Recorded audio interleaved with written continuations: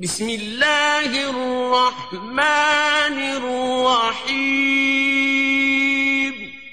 اللہ کے نام سے شروع جو نہایت مہربان رحم والا۔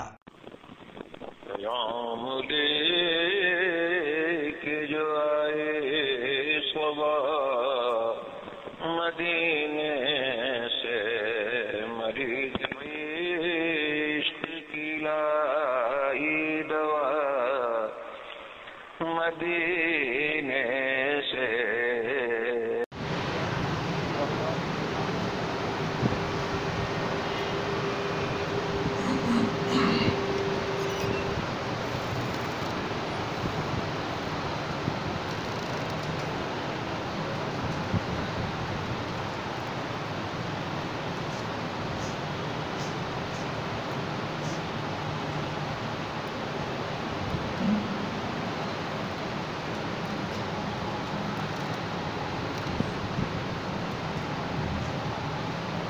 الحمد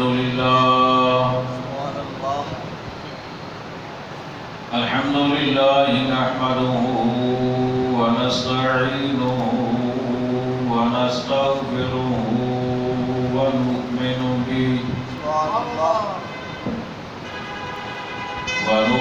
به ونتوكل عليه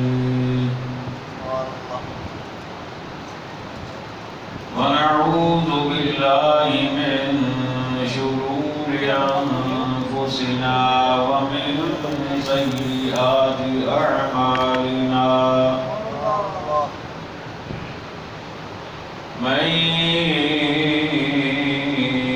يهده الله فلا مضل له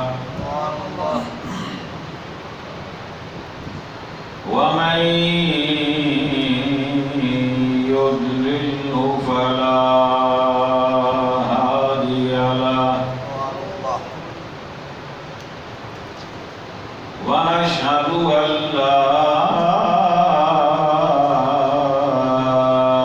إله إلا الله وحده لا شريك له،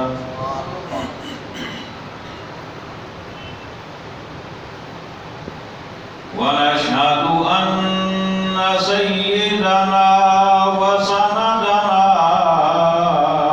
ونبينا ورسولنا وشفيعنا محمدا عبده ورسوله، أما بعد فأعوذ بالله من الشيطان الرجيم،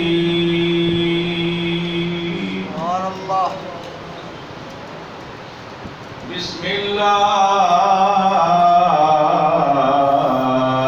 الرحمن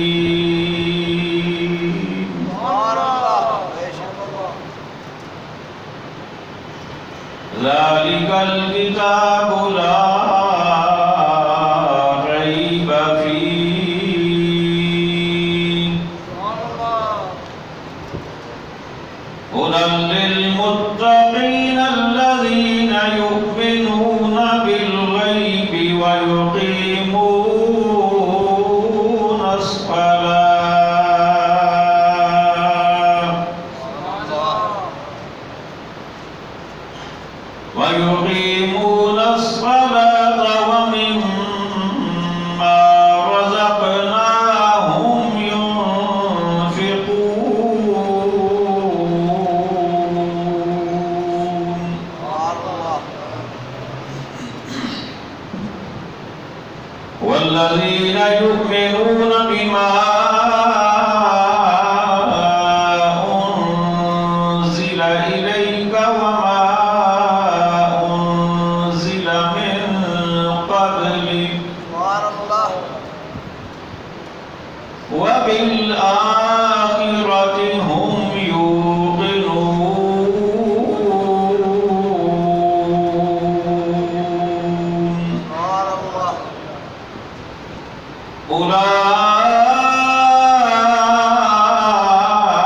أولئك على هدى من ربهم وأولئك هم المفلحون.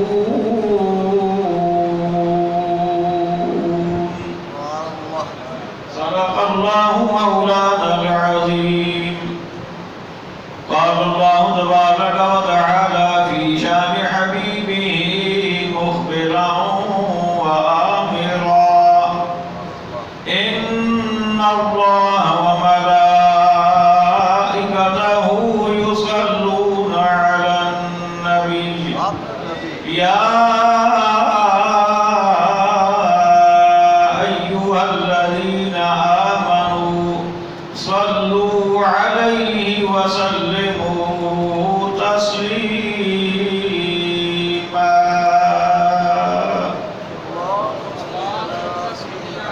اللهم صل على سيدنا ومولانا محمد وعلى آل سيدنا ومولانا محمد وبارك وسلم.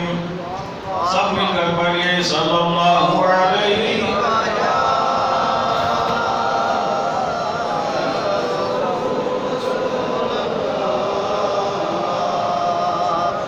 وسلم علیہ یا حبیب اللہ. پھر پڑھیے صلی اللہ علیہ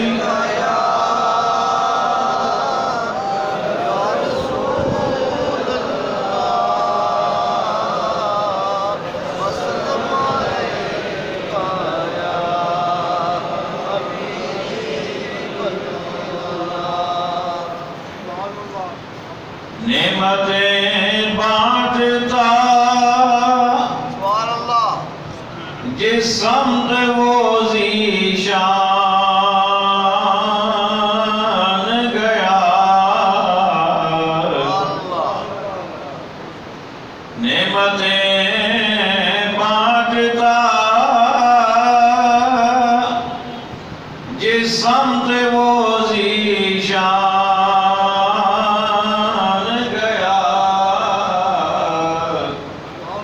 ساتھ ہی منشی رحمت کا قلمدان گیا. کوشش کریں کہ میرے ساتھ ہم آواز ہو جائیں آپ بھی. نعمتیں بانٹتا جس سمت وہ ذیشان گیا. ساتھ ہی منشی رحمت کا قلمدان گیا.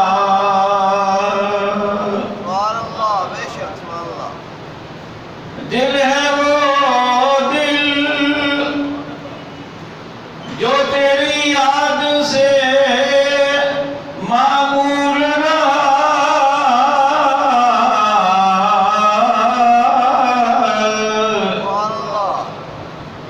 امام اہل سنت نے دل کی پہچان بتائی ہے کہ کون سا دل مبارک دل ہے، برکت والا دل ہے. دل ہے وہ دل جو تیری یاد سے معمور رہا. اور سر ہے وہ سر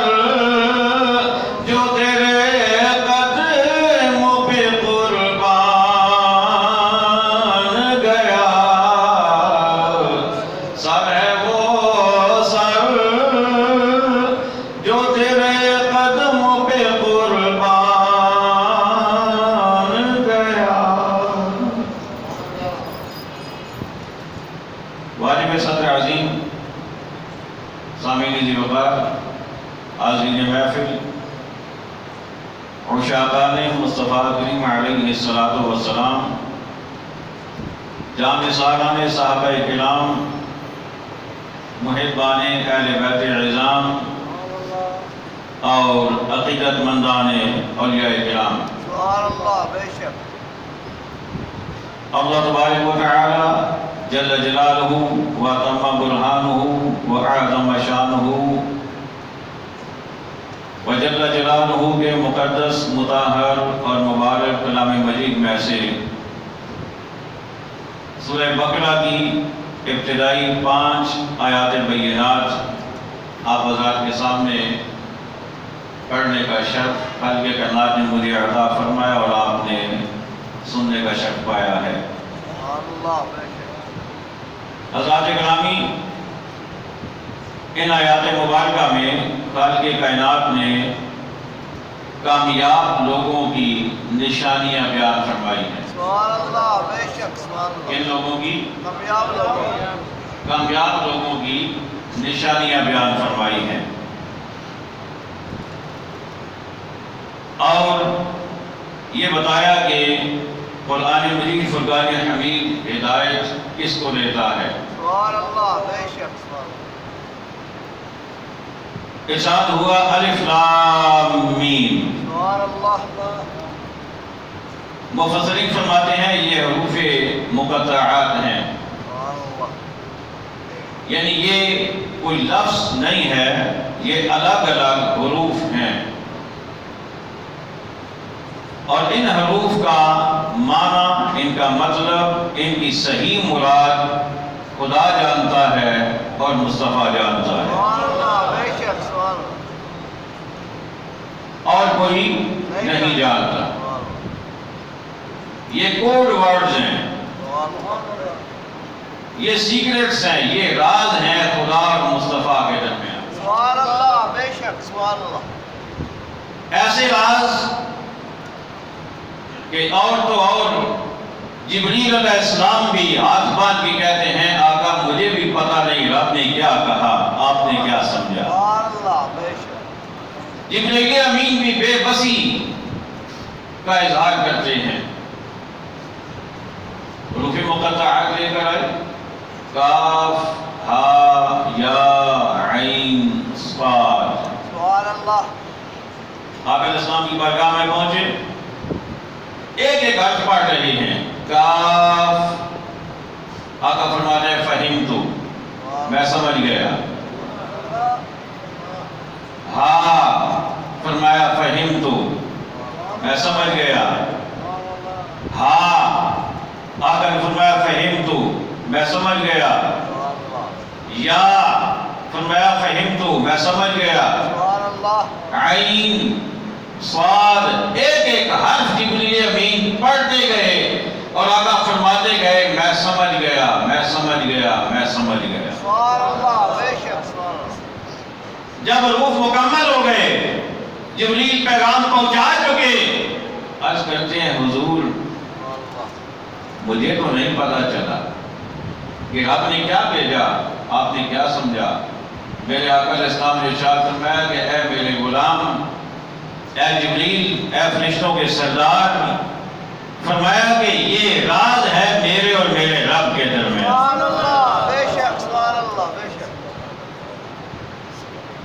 بڑی خوبصورت بات کہ قرآن مجید کی یہ سورہ بقرہ، قرآن مجید کا بالکل ابتدائی حصہ، اس کے شروع میں یہ الفاظ لانے کی وجہ کیا تھی؟ ایسے الفاظ کے جو کسی کی سمجھ میں ہی نہ آئے. کوئی آسان سا جملہ ہوتا، کوئی آسان سا لفظ ہوتا، کوئی آسان سی بات ہوتی. اس لیے کہ ہمارا نظام تعلیم تو یہ ہے کہ ہم جس کسی کو پڑھانا چاہتے ہیں آسان سے مشکل کی طرف جاتے ہیں.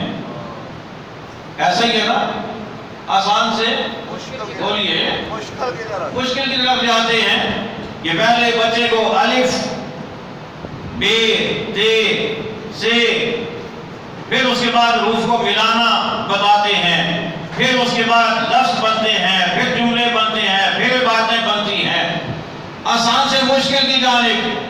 لیکن رب نے قرآن مجید کی ابتدا میں الف لام میم ایسا ایک حروف کا مجموعہ رکھ دیا کہ جس کا نہ کسی کو پتہ چلا ہے نہ چل سکتا ہے۔ بے شک سبحان اللہ، بے شک۔ یا اللہ اس کی وجہ کیا ہے؟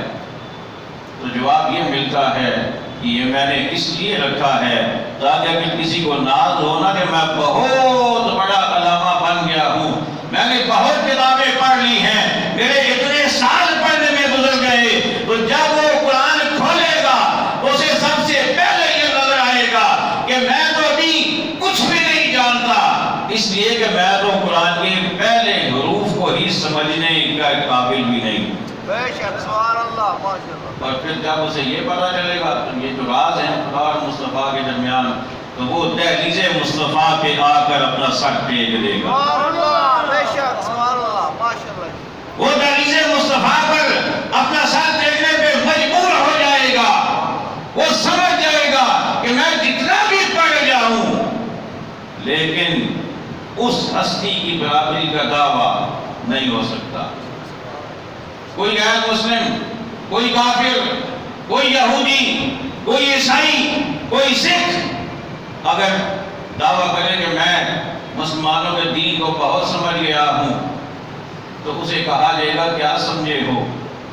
جو خدا اور مصطفیٰ کے درمیان پہلی بات ہوئی تم تو وہ بھی نہیں سمجھ پائے۔ بے شک سبحان اللہ، بے شک۔ اس لیے در مصطفیٰ پہ آنا پڑے گا۔ آگے چلیے، ذالک الکتاب لا ریب فیہ، فرمایا کہ یہ وہ کتاب ہے جس میں کچھ شک نہیں، بے شک سبحان اللہ، جس میں کچھ شک نہیں، کچھ شک نہیں، شک کی جگہ نہیں۔ ہدی للمتقین، یہ متقین کو ہدایت دینے والی کتاب ہے، متقین کو، پرہیزگاروں کو ہدایت دینے والی کتاب ہے۔ اب کوئی سوچ سکتا ہے کہ اگر یہ پرہیزگاروں کو ہدایت دیتی ہے تو عام بندے کیا کریں؟ گنہگار کہاں جائیں؟ گنہگار ہدایت کہاں سے حاصل کریں؟ اور اگر کوئی گنہگار ہدایت نہ پا سکے تو وہ تو کہے گا کہ قرآن نے پہلے ہی کہہ دیا تھا یہ متقین کے لیے ہے، میرا کیا قصور ہے اس میں؟ تو اس کا جواب یہ ہے، اس کا جواب یہ بنے گا کہ جو بھی در مصطفیٰ کے اپنا سر ٹیک دے گا رب اسے بھی متقی بنا لیتا ہے، سبحان اللہ، بے شک، ماشاء اللہ، متقی بنا لیتا ہے، وہ متقین میں شامل ہو جاتا ہے، وہ پرہیزگاروں میں شامل ہو جاتا ہے، اسے دل کا تقویٰ نصیب ہو جاتا ہے۔ اور جب دل کا تقویٰ نصیب ہو جائے، جب ادب آ جائے، جب اکرام آ جائے، جب عظمت مصطفیٰ آ جائے، جب دل میں شان مصطفیٰ آ جائے، جب ہر کام کرنے سے پہلے مصطفیٰ کی عظمت کا خیال آ جائے، بندہ جہاں بھی بیٹھا ہو، بندہ جس سیٹ پہ بیٹھا ہو، چاہے مسجد میں بیٹھا ہو، چاہے چوک پہ بیٹھا ہو، چاہے بازار میں بیٹھا ہو، چاہے دکان پہ بیٹھا ہو، چاہے وہ کسی کورٹ میں بیٹھا ہو، جب وہ پہلے در مصطفیٰ پہ اپنا سر جھکا دیتا ہے تو میرا رب اس کے سر پہ پرہیزگاری کا تاج سجا دیتا ہے۔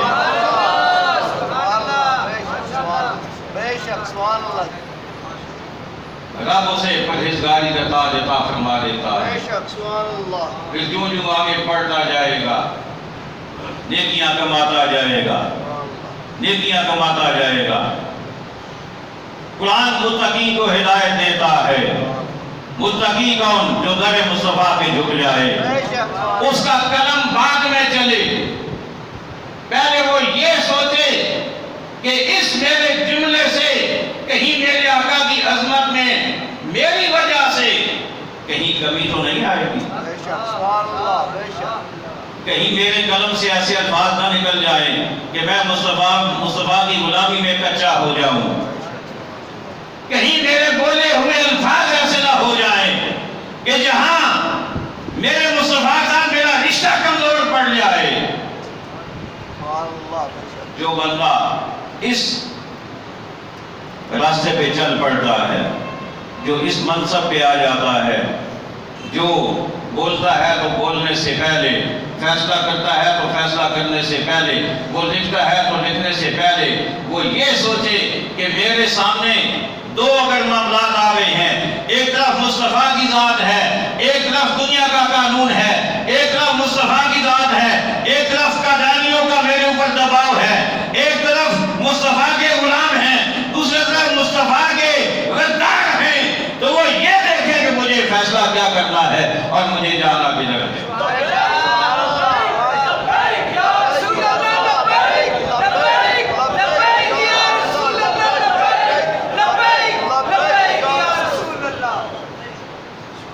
لبیک یا رسول اللہ، اگر ان لفظوں میں کسی کو سیاست نظر آ رہی ہے تو وہ بے شک نہ بولے۔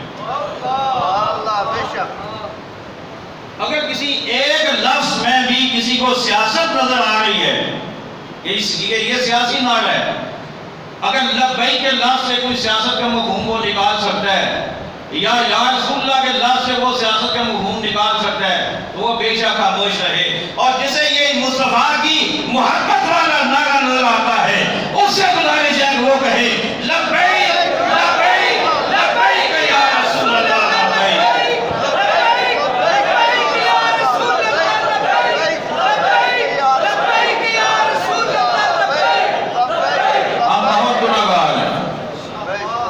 ہم بہت گناہگار ہیں، اس میں کوئی شک نہیں۔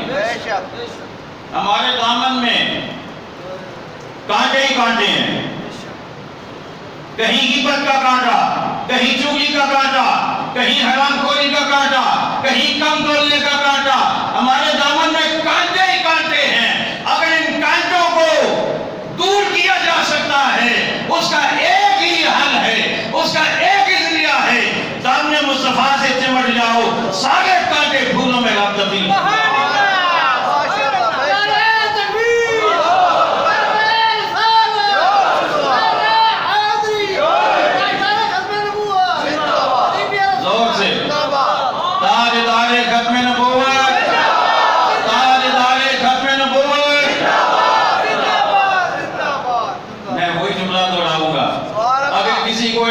سیاست نظر آ رہی ہے تو نہ بولے۔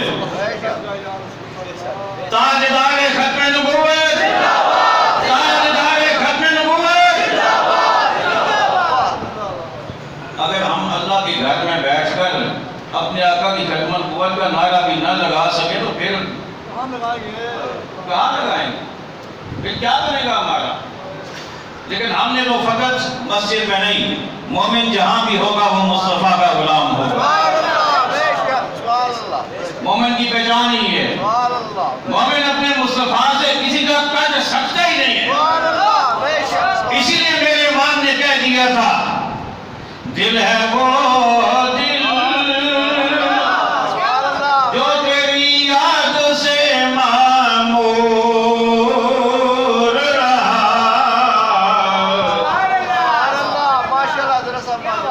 اگر دل میں مصطفیٰ کے علاوہ کوئی اور بھی گھس جائے نا، کوئی چور بھی گھس جائے اور وہ کہے نہیں نہیں ادھر آ جا، مال دوں گا، منصب دوں گا، عہدہ دلاؤں گا، حکومت دلواؤں گا، حکومت پکی کر دوں گا، سیٹ پکی کر دوں گا، تو مومن کا کام یہ ہوتا ہے وہ اس چور کو بھی اور اس کے ساری فرمائشوں کو بھی وہ جوتی کی نوک پہ رکھ کر وہ کہتا ہے کہ یہ ایک دنیا تو کیا، اگر ایسی لاکھوں دنیا بھی آ جائے مصطفیٰ کے قدموں کے ساتھ لگنے والی خاک کے ایک ذرے پہ قربان ہو۔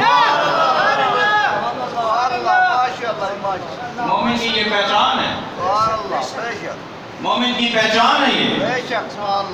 کوئی عہدہ، کوئی سٹیٹس، کوئی سیٹ، کوئی کرنسی مومن کو اپنے نبی سے دور نہیں کر سکتی۔ یہ مومن کی پہچان ہے۔ ہدی للمتقین، قرآن متقین کو ہدایت دیتا ہے، اور متقی کون؟ جو مصطفیٰ کے در پہ جھک جائے۔ دل سے مصطفیٰ کے در پہ جھکنا اس کا کام ہے۔ اب مجھے بتائیے نا جو در مصطفیٰ پہ جھک جائے گا، جسے مصطفیٰ سے محبت ہوگی، کیا وہ اپنے مال چھوڑے گا؟ بولیے نہیں کیا وہ نماز چھوڑے گا؟ کیا وہ روزہ چھوڑے گا؟ کیا وہ زکوٰۃ ادا نہیں کرے گا؟ کیا وہ صاحب استاد ہونے کی صورت میں حج نہیں کرے گا؟ کیا وہ کسی کو جناب والا اس کے مال پہ قبضہ کرے گا؟ ہو نہیں سکتا۔ تو پہلا کام یہ ہے در مصطفیٰ پہ آ جاؤ۔ جب کسی کا تعلق مصطفیٰ کے ساتھ پکا ہو جائے گا پھر باقی معاملات اللہ کرے گا سارے کو ٹھیک ہو جائے گا۔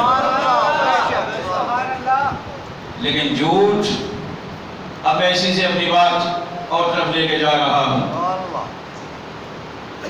توجہ کیجیے گا۔ میرے آقا علیہ السلام کی بارگاہ میں ایک آدمی حاضر ہوا، ایمان قبول کرنا چاہتا ہوں۔ میرے آقا نے فرمایا مرحبا، ویلکم۔ میرے آقا نے فرمایا ایمان قبول کرو۔ اس نے کہا میرے اندر کچھ عیب ہیں لیکن میں وہ چھوڑ نہیں سکتا، ایک چھوڑ دوں گا باقی نہیں چھوڑ سکتا۔ فرمایا کیا عیب ہے؟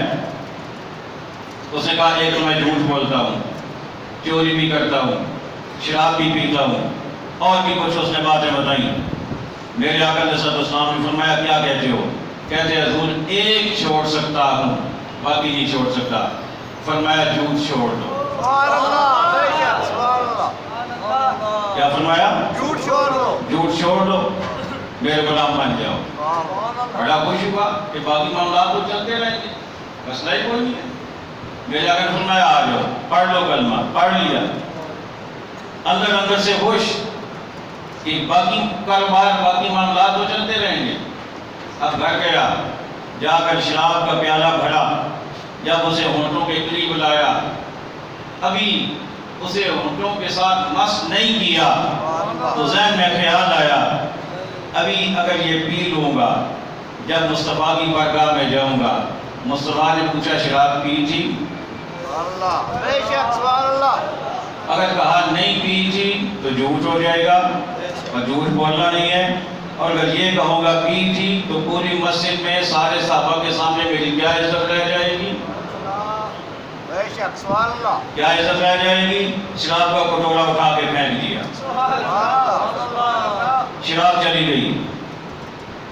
اس کے بعد چوری کا ارادہ کیا، ساتھ ہی خیال آیا مصطفیٰ کی بارگاہ میں جاؤں گا کیا کہوں گا؟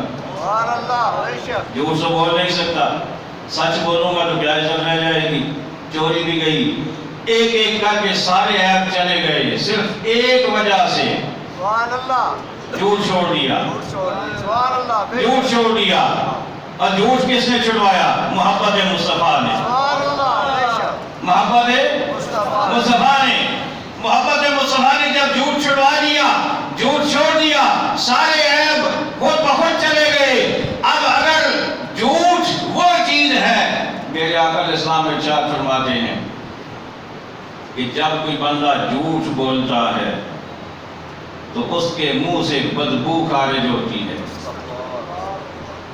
بدبو خارج ہوتی ہے، اور 1 میل تک فرشتے اس کے قریب نہیں آتے، ایسی بو اس کے منہ سے نکلتی ہے۔ ہمیں تو محسوس نہیں ہوتی نا، لیکن جب کے فرشتے اس کے قریب نہیں آتے۔ اچھا، جب آپ کسی کے ساتھ کوئی معاہدہ کریں اور آپ کے ذہن میں یہ ہو کہ پورا نہیں کرنا، اسے کیا کہیں گے؟ بولیے، اسے کیا کہیں گے؟ آپ بولتے نہیں ہیں، کیا کہیں گے اسے؟ دل میں پہلے سے یہ ہو کہ چلے ایک دفعہ تو جیسے تیسے ہو، جان چھڑاؤ بندے سے، بعد میں دیکھا جائے گا۔ جب پہلے ہی ذہن میں یہ ہو کہ بعد میں دیکھا جائے گا، اسے کہتے ہیں جھوٹ۔ اور جو جھوٹ بولتا ہے، قرآن کیا کہتا ہے؟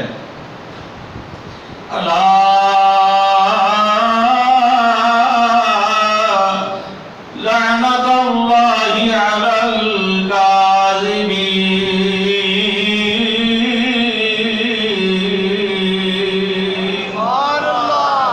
خالق کائنات انصاف معاہدہ جھوٹوں پر اللہ کی لعنت ہوتی ہے۔ جب کوئی معاہدہ کسی سے کیا جائے، کوئی بھی کرنے والا ہو، کسی بھی عہدے کا مالک ہو، کسی بھی جناب والا وہ سیٹ پہ بیٹھا ہو، وہ کسی بھی منصب کا مالک ہو، چاہے انفرادی معاملہ ہو، چاہے اجتماعی معاملہ ہو، چاہے ضامن کسی کو بنا دیا جائے، ضامن سے بھی پوچھا جائے گا، جو وعدہ کر رہا ہے اسے بھی پوچھا جائے گا،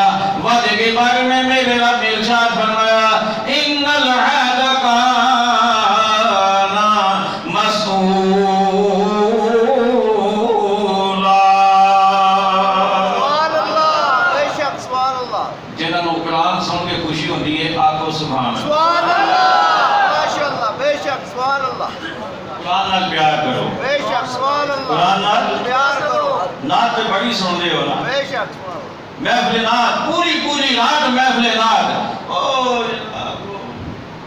جھوما جا رہا ہے،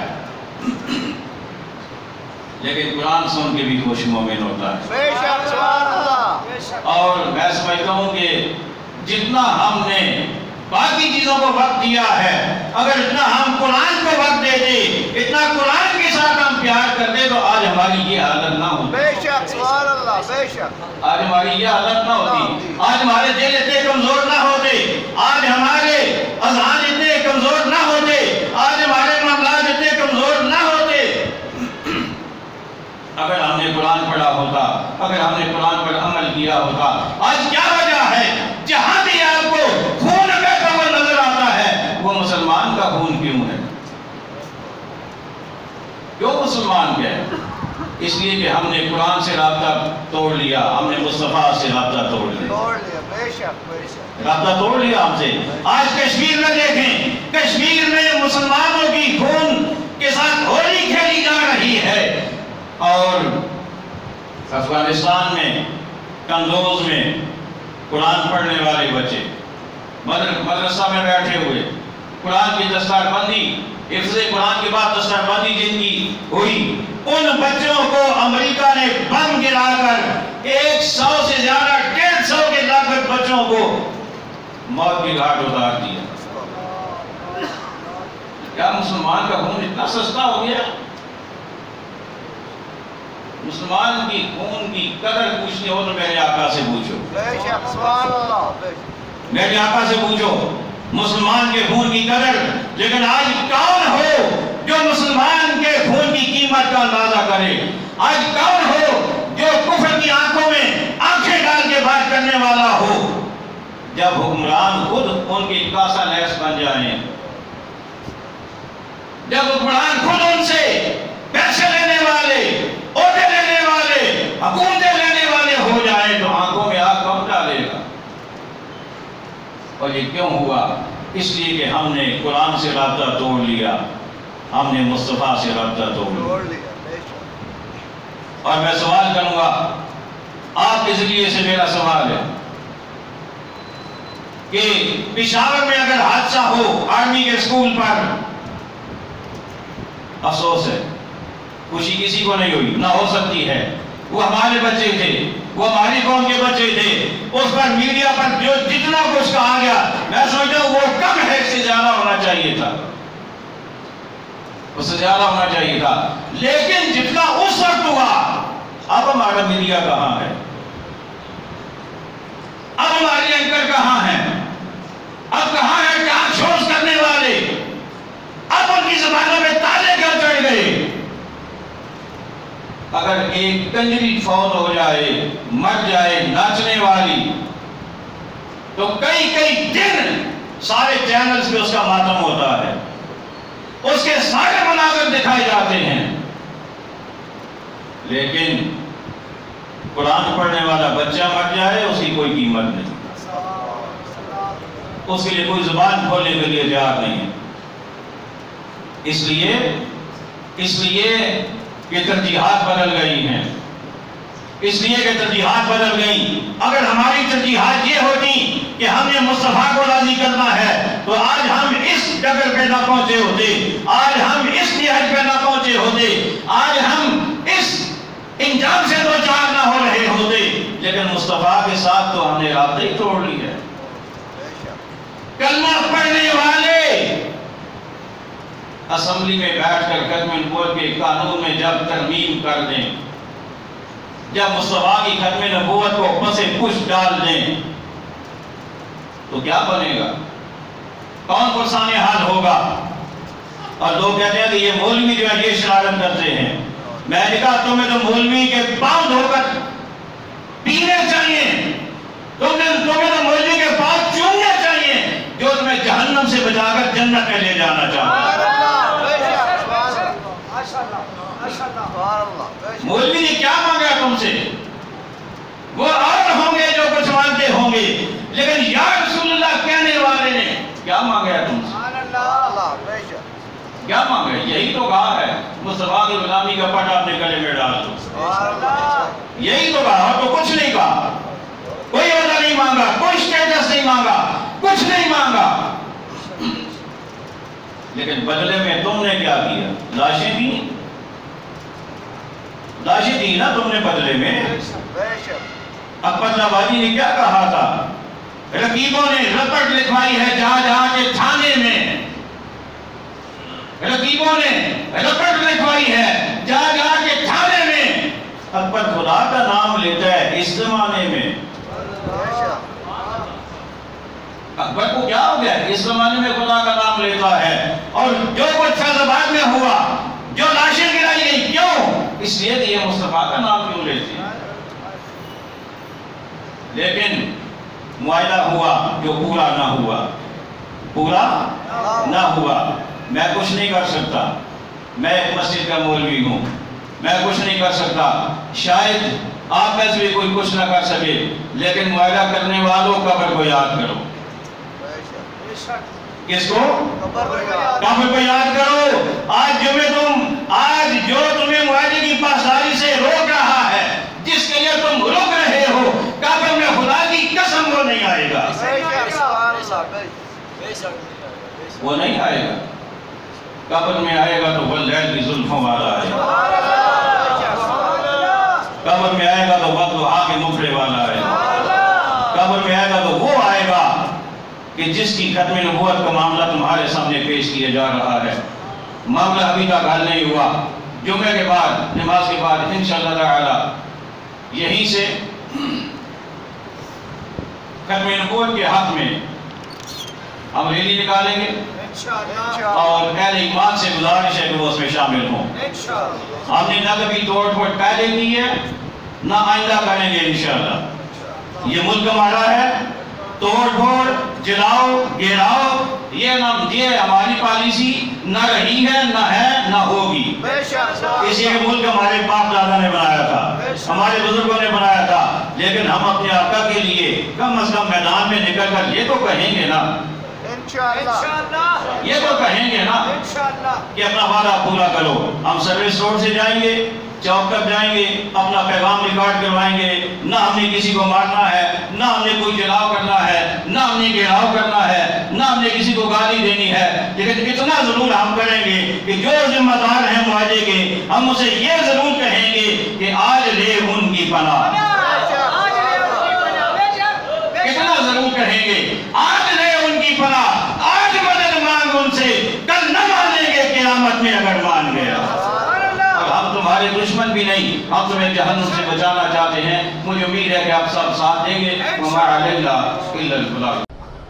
माता खिलाफी हेरा फेरी लुट लुटैया लुट लुटैया लाठी गोली रात का छापा शल्लिंग मल्लिंग जबरी कब्जा माता खिलाफी माता खिलाफी माता खिलाफी माता खिलाफी माता खिलाफी माता खिलाफी माता खिलाफी माता खिलाफी रात का छापा जबरी कब्जा।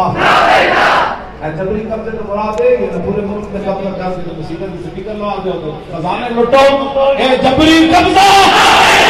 बस ये भी नाम ए हेरा फेरी, ए हेरा फेरी, ए हेरा फेरी माता खिलाफी, ए माता खिलाफी।